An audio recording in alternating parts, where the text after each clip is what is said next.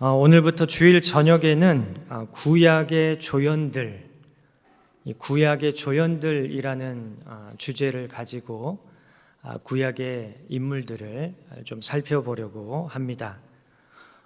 보통 사람들은 조연하면 별로 중요하지 않는 인물, 그래서 의미가 별로 없는 인물이라고 생각을 하고 관심을 잘 갖지 않습니다. 반면에 주인공은 어때요? 주인공에 대해서는 굉장히 관심을 많이 갖고, 그래서 주인공에 대해서는 주목하고, 심지어는 주인공과 자기 자신을 동일시하는 경우도 종종 있습니다. 그래서 사람들은 대부분 주인공이 되고 싶어 하죠. 여러분은 어떻습니까? 여러분들은 주인공이 되고 싶으십니까? 아니면 조연으로 살고 싶으십니까? 네. 신앙인의 경우도 마찬가지인 것 같습니다. 하나님의 구원 역사에 있어서도 우리 신앙인들은 대부분 내가 하나님의 구원 역사에서 주인공이 되고 싶다. 내가 뭔가 주인공으로서의 역할을 감당해야 되겠다. 라고 하는 그런 사모함들을 가지고 있죠. 그런데 우리가 생각을 해보면 하나님의 구원 역사에서 주인공은 누구입니까? 하나님의 구원 역사에서 주인공은 성부, 성자, 성령, 삼위일체 하나님이십니다. 각본 누가 쓰셔요? 하나님이 쓰셔요. 연출 누가 하십니까? 연출도 하나님이 하셔요. 주인공 누구예요? 주인공도 하나님. 그래서 우리는 하나님을 삼위일체 하나님이라고 이야기합니다. 각본도 하나님이 쓰시고, 연출도 하나님께서 하시고, 그리고 주인공도 하나님께서 하십니다. 하나님 외에 등장하는 성경의 인물은 우리가 볼 때 아무리 대단해 보이고 위대해 보이더라도 주인공이 될 수 있어요, 없어요? 아무리 위대해 보이고 대단해 보여도 그 사람은 주인공이 아니라 조연일 수밖에 없습니다. 마찬가지로 오늘날 믿음 생활을 하고 있는 우리 모든 믿음의 사람들, 우리들도 마찬가지로 하나님의 구원 역사에서는 조연일 수밖에 없습니다.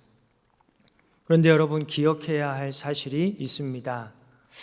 조연은 중요하지 않고 주인공만 중요한가요? 주인공만 중요하고 조연은 중요하지 않습니까? 그렇지 않죠. 조연이 있어야 주인공도 있는 것입니다. 조연이 없으면 주인공이 더 이상 주인공이 아니죠. 조연이 있어야 주인공은 더 드러나 보이게 되고, 조연이 있을 때 주인공이 더 돋보일 수가 있습니다. 조연이 조연의 역할을 잘할 때 이야기는 더 재미있고 더 풍성해지고 더 박진감 넘치는 이야기가 될 수가 있습니다. 따라서 조연은 주인공을 주인공 되게 하는, 주인공만큼이나마 중요한 그런 역할이라는 사실을 우리는 기억해야 합니다. 또 한 가지 기억해야 할 사실이 있습니다. 조연에도 종류가 있다는 거예요. 선한 조연이 있는가 하면 악한 조연도 있습니다. 하나님의 구원 역사를 아름답게 이루어가고자 돕고 협력하는 믿음의 선한 조연이 있는가 하면 하나님의 구원 역사를 방해하고 어지럽게 만드는 악한 조연도, 불의한 조연도 있습니다. 그렇다면 우리는 어떤 조연이 되어야 되겠어요? 하나님의 구원 역사를 돕고 또 아름답게 이루어가고자 협력하는 믿음의 선한 조연들이 되어야 되겠죠. 앞으로 주일 저녁 예배 시간에 계속해서 함께 살펴볼 이 구약의 조연들, 이 시간들을 통해서 어떻게 하면 우리가 하나님의 구원 역사에 믿음의 선한 조연들이 될 수 있을까? 이런 내용에 대한 좋은 교훈들을 얻는 시간이 되기를 간절히 소망합니다. 오늘 첫 번째 구약의 조연은 멜기세덱이라고 하는 인물입니다. 이 멜기세덱은 히브리어 원어로 이렇게 살펴보면 말키체데크라고 합니다. 말키체데크.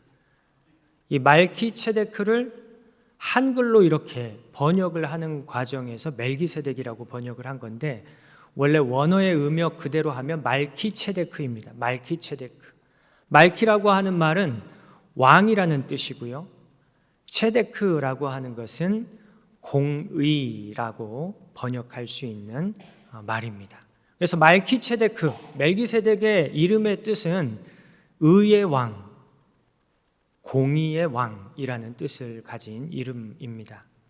구약 성경에 보면 하나님께서 자기 백성에게 요구하시는 의가 두 가지 계속해서 언급이 되고 있는데요.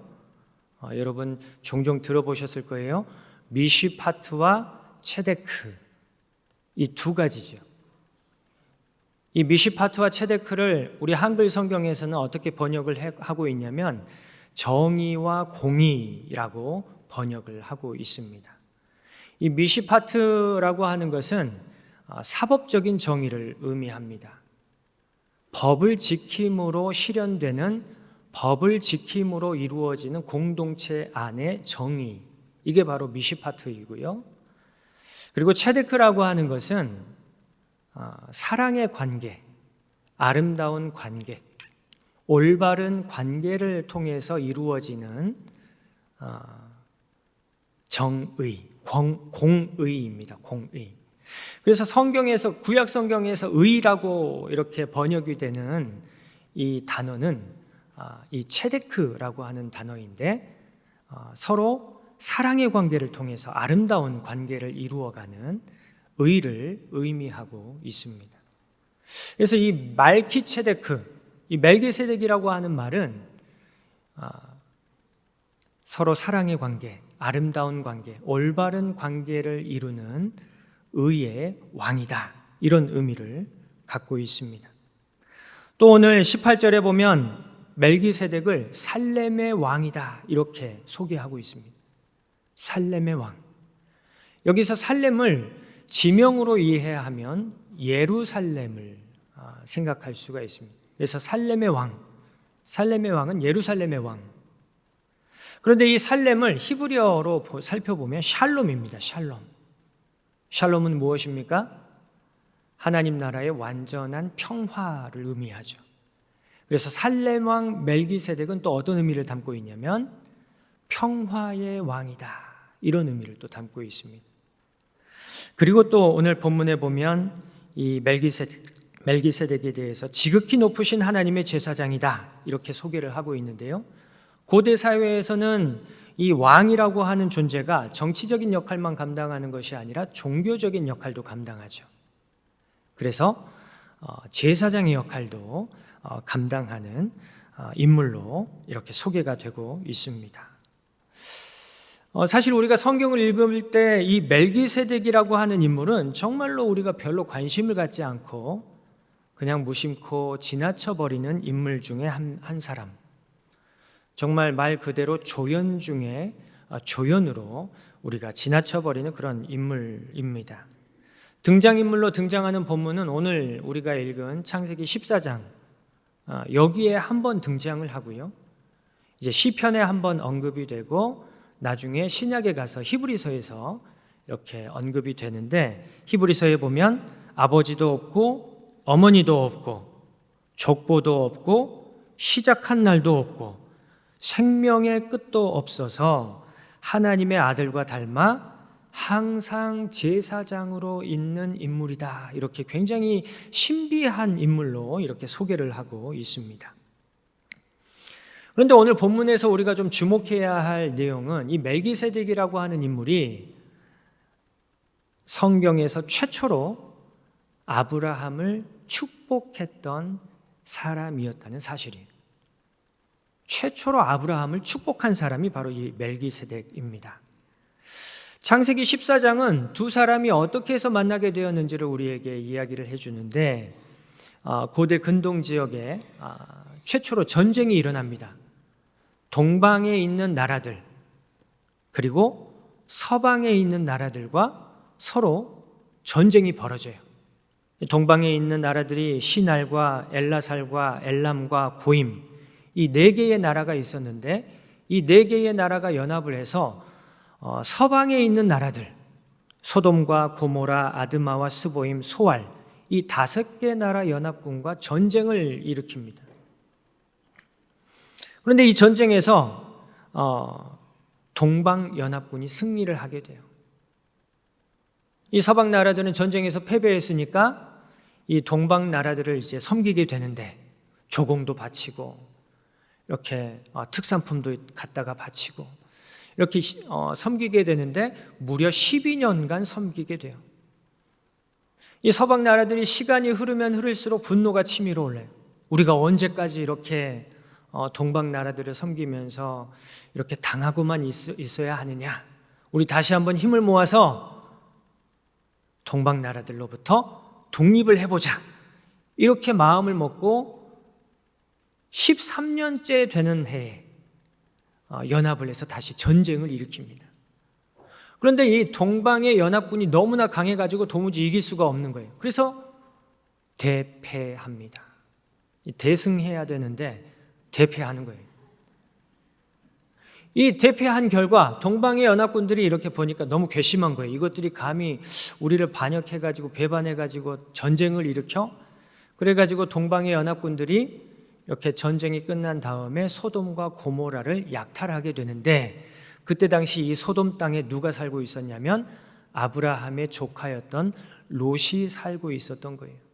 그리고 이 동방의 연합군들이 약탈하고 사람들을 포로로 끌고 갈 때 아브라함의 조카였던 롯도 이 동방의 연합군에 의해서 포로로 끌려가게 됩니다. 이 롯이 포로로 끌려갔다는 소식을 듣고 아브라함이 쫓아가요.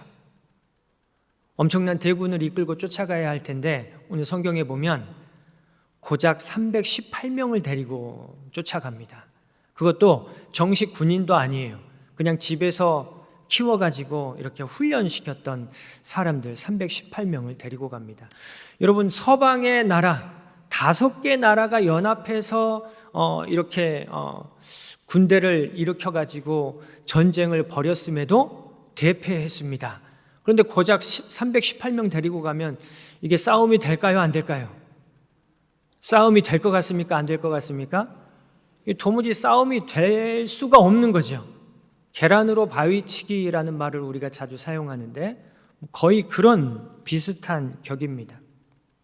그런데 오늘 성경에 보면 아브라함과 318명이 동방지역 연합군을 완전히 쳐부수고 모든 빼앗겼던 재물과 조카 롯과 부녀들과 친척들까지 다 되찾아가지고 돌아오게 됩니다. 완전히 대승하게 되었어요. 여러분, 어떻게 이렇게 대승할 수 있었습니까? 누가 함께 하시니까 대승해요? 하나님이 함께 하시니까 대승할 수 있었습니다.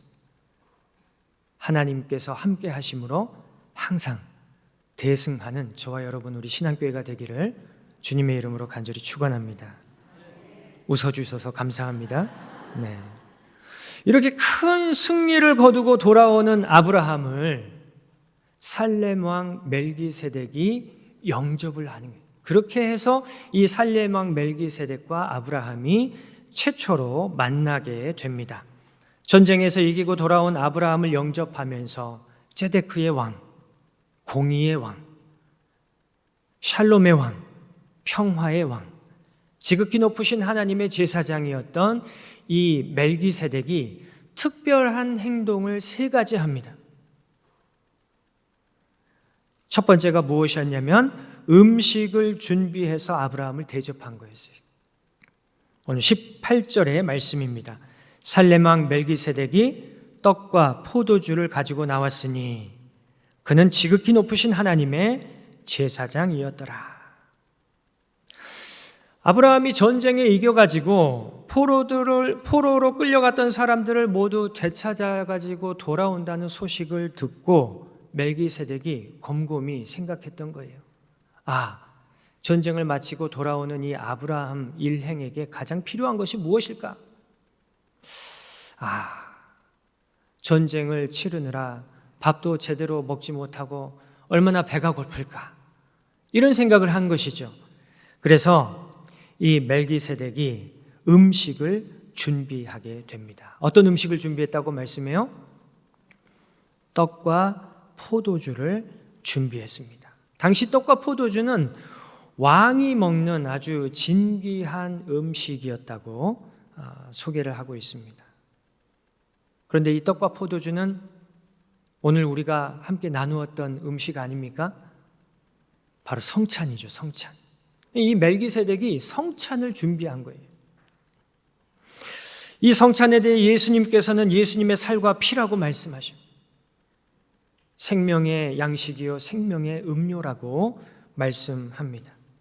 멜기세덱은 자신의 살과 피와 같은 음식, 생명의 떡, 생명의 음료를 준비하여서 아브라함과 그 일행을 대접했습니다.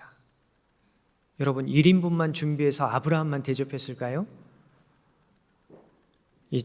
조금 생각을 해보면 아브라함이 지금 데리고 갔던 사람들과 다시 데리고 오는 사람들을 생각을 해보니까 데리고 갔던 사람들이 318명인데 그렇다면 데리고 왔던 포로로 끌려갔다가 다시 되찾아오는 사람들까지 하면 몇 명 정도 됐을까요? 아무리 못해도 한 1000명 정도 되지 않았을까요?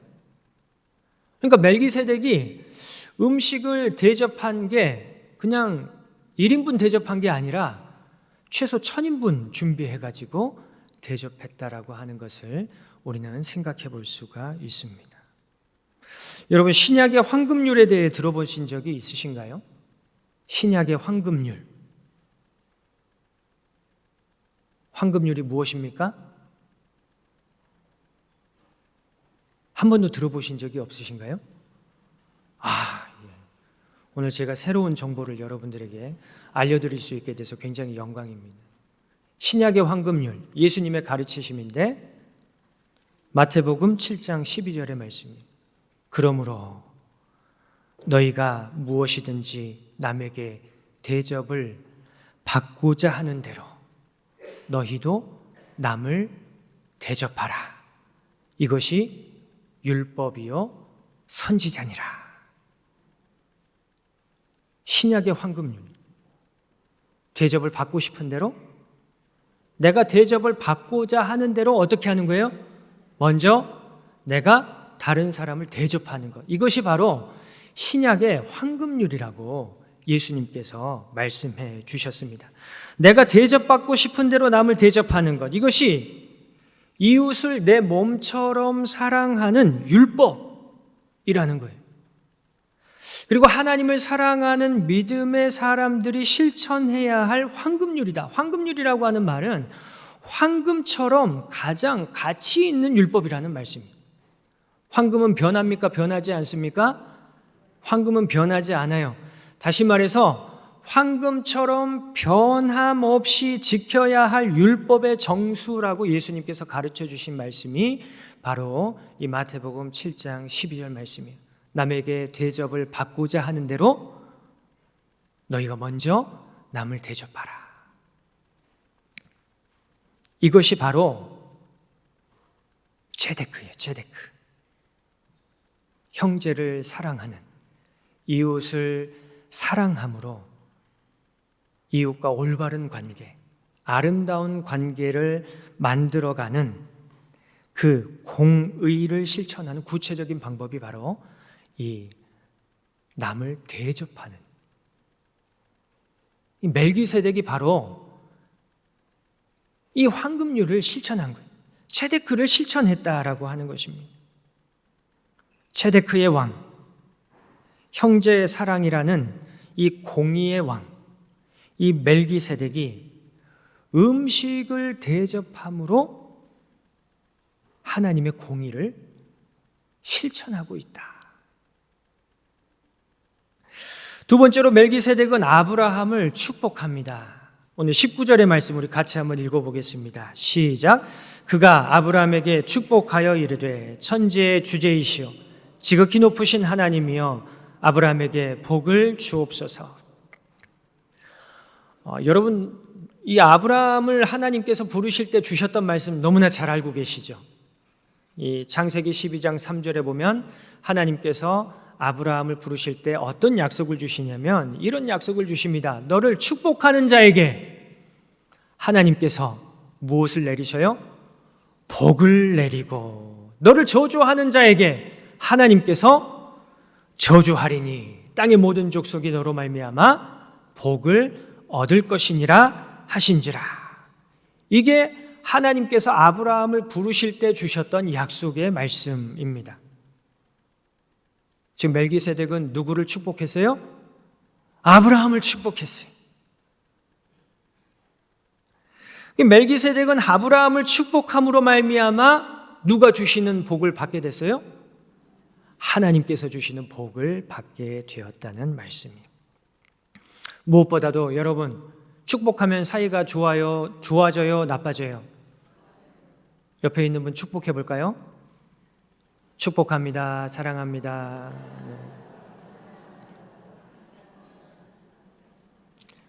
이 서로를 축복하면 사이가 좋아집니다. 평화로워집니까? 싸움이 일어납니까? 평화로워져요. 다시 말해서 멜기세덱은 아브라함을 축복함으로 말미암아 무엇을 이루었어요? 하나님 나라의 완전한 평화, 샬롬을 이루었다라고 하는 말씀이에요.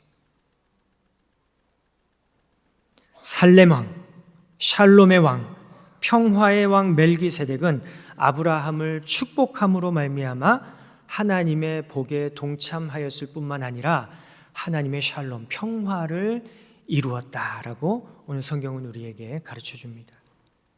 마지막으로 멜기세덱은 아브라함에게 승리를 주신 분이 바로 하나님이심을 선포하면서 함께 하나님을 찬송하고 예배합니다. 오늘 20절의 말씀 우리 같이 한번 읽어보겠습니다. 시작. 너희 대적을 내 손에 붙이신 지극히 높으신 하나님을 찬송할지로다 하매 아브라함이 그 얻은 것에서 10분의 1을 멜기세덱에게 주었더라. 아멘. 아브라함아, 너의 대적을 내 손에 붙이신 분은 지극히 높으신 하나님이시다. 그러므로 누구를 찬송하라 그래요? 하나님을 찬송하라. 우리 함께 하나님을 예배하자. 우리에게 승리를 주신 하나님을 찬송하고 예배하자. 이렇게 권면한 거예요.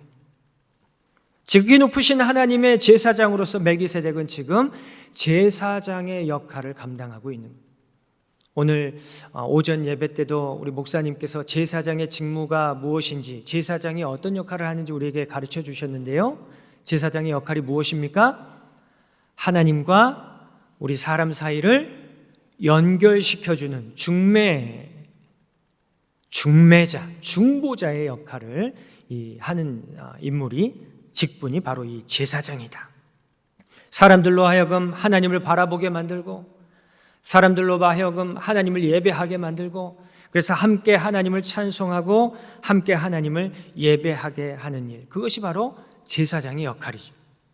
이렇게 아브라함 일행에게 음식을 대접하고 축복하고 또 하나님을 선포하고 함께 하나님을 예배하는 멜기세덱에게 오늘 아브라함이 어떤 일을 하냐면 전쟁에서 얻은 것 중 10분의 1을 주었다고 말씀하고 있습니다. 이거 아브라함이 이것을 멜기세덱에게 준 거예요? 하나님께 드린 거예요? 하나님께 드린 것이죠. 다시 말해서 아브라함이 멜기세덱을 하나님의 제사장으로 인정하고 멜기세덱과 함께 하나님을 예배하면서 하나님께 11조를 드렸다라고 하는 말씀입니다. 이렇게 보면 창세기 14장은 참 재미있는 말씀이면서 참 특별한 말씀입니다. 제사장도 나오고요, 성찬식도 나오고요, 11조도 나와요. 이게 굉장히 독특한 거예요. 여러분, 사실 제사장 직분이나 11조 규례는 언제 제정이 되었을까요? 아브라함 시대로부터 약 800년이나 지난 뒤에 광야 시대에 하나님께서 모세를 통해서 주신 율법에서 제정한 직분, 규례가 바로 제사장 직분이요 또 11조 규례입니다. 더군다나 성찬식은 언제 만들어졌어요? 신약에 와서 예수님께서 만드신 이 성례가 바로 성찬식이거든요. 그런데 하나님께서는 광야 시대 훨씬 이전인 이 아브라함 시대는 어떤 시대냐면 하나님의 구원의 역사가 출발하는 시대였어요. 시작하는 시대였어요. 하나님께서 구원의 역사를 시작했던 그 시대, 바로 아브라함 시대에 이미 아브라함의 후손이었던 이스라엘 백성이 따라야 할 율법, 또한 이후의 모든 하나님의 백성들이 따라야 할 신앙의 모범을 먼저 보여주셨던 그 내용이 바로 오늘 이 창세기 14장의 말씀입니다. 나중에 예루살렘 왕으로 등극한 다윗은 시편 110편에서 자신의 왕위가 자기보다 먼저 예루살렘의 왕으로 세워졌던 이 멜기세덱의 서열을 따라 이어받은 것이라고 노래합니다. 시편 110편 4절의 말씀이에요. 여호와는 맹세하고 변하지 아니하시리라. 이르시기를 너는 멜기세덱의 서열을 따라 영원한 제사장이라 하셨도다. 이렇게 노래하고 있습니다. 그런데 이 시편 110편은 메시아에 대한 예언의 말씀이에요. 그러니까 다윗은 이 시편을 통해서 다윗 자신만이 아니라 다윗의 후손으로 이 땅에 오시는 메시아 예수 그리스도 역시 멜기세덱의 서열을 따른 영원한 제사장임을 예언하고 있습니다. 그래서 신약인 히브리서의 말씀에 보면 이 멜기세덱의 제사장직을 아론의 제사장직과 구별하여서 매우 신비하고 우월한 제사장으로 언급하고 있으며 이 멜기세덱이 영원한 대제사장이신 예수 그리스도의 예표이며 모형이라고 말씀하고 있습니다.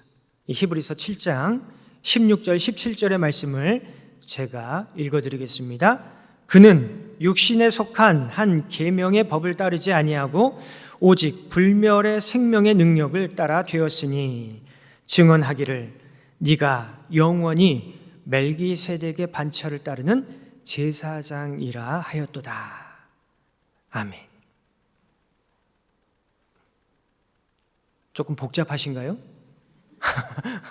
조금 복잡하시고 어려우실 수도 있으실 것 같아요.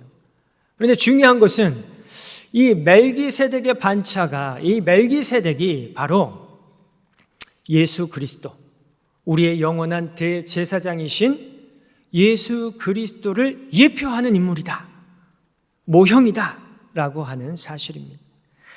베드로전서 2장 9절은 오늘날 예수님을 구주로 영접하고 예수님을 그리스도로 고백하는 믿음의 사람들은 모두 다 왕 같은 제사장이다 이렇게 말씀하고 있습니다. 그러니까 저와 여러분 모두가 다 왕 같은 제사장이라는 말씀이에요. 우리는 모두 오늘날 이 시대에 왕 같은 제사장으로 살아가야 할 사람들입니다. 따라서 영원한 대제사장이신 예수 그리스도의 모형이며 구약의 한 조연인 이 멜기세덱의 모습은 우리가 오늘날 꼭 본받아야 할 아주 중요한 모습이라는 말씀이에요. 어떤 모습을 우리가 본받아야 합니까? 오늘 멜기세덱이 3가지 행한 행동. 첫 번째, 내가 대접을 받고 싶은 대로 먼저 다른 사람을 대접함으로 이웃을 내 몸처럼 사랑하는 공의, ጼ데크를 실천하는 것입니다. 두 번째는 이웃을 저주하는 것이 아니라 축복함으로 말미암아 하나님 나라의 평화, 샬롬을 이루는 모습이. 마지막으로 하나님을 선포하고 함께 하나님을 찬양하고 예배하는 제사장의 모습. 이것이 바로 오늘날 우리가 이 땅을 살아가면서, 이 시대를 살아가면서 본받아야 할, 왕 같은 제사장으로서 감당해야 할 믿음의 선한 모습이라고 오늘 성경은 우리에게 교훈하고 있습니다.